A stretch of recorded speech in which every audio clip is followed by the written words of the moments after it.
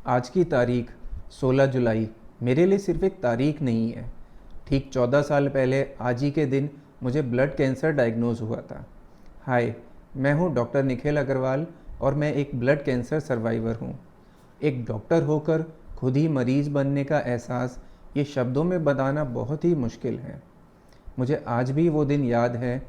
ख़राब reports, biopsy, cancer का डर, आगे की ज़िंदगी का डर और एक अजीब सा सन्नाटा जो हर एक कैंसर पेशेंट और उसके परिवार को घेर लेता है, वो बहुत ही मायूसियत वाला होता है।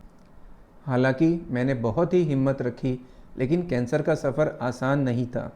कई बार ऐसा लगा कि बचना मुश्किल है, लेकिन मेरे डॉक्टरों की पूरी मेहनत, परिवार का सपोर्ट और मेरा खुद पर यकीन, इन सब का कंट्रीब्यूशन होके आज मैं आप लोगों के सामने 14 साल बाद भी ज़िंदा हूँ।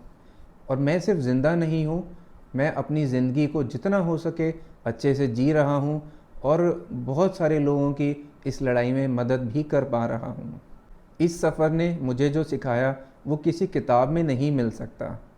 कैंसर की बीमारी सिर्फ एक इंसान की नहीं बल्कि पूरे परिवार की होती है, और ऐसे समय में अगर सही जानकारी मिल जाए, सही सपोर्ट मिल जाए, तो ये लड़ाई काफ़ी आसान बन सकती है। और ये सफ़र सिर्फ इलाज तक सीमित नहीं है। कैंसर ट्रीटमेंट के बाद भी मुझे कई सारी तकलीफ़ें हुई, जैसे हिप में एवीएन, आँखों में कैटरैक्ट और भी कई सारी दिक्कतें।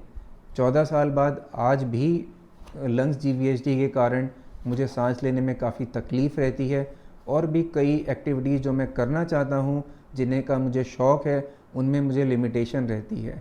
लेकिन इस सब के बाद मैंने ये समझा है कि इन सब लिमिटेशंस, इन सब तकलीफ़ों के बाद भी ज़िंदगी को काफ़ी अच्छे से जिया जा सकता है।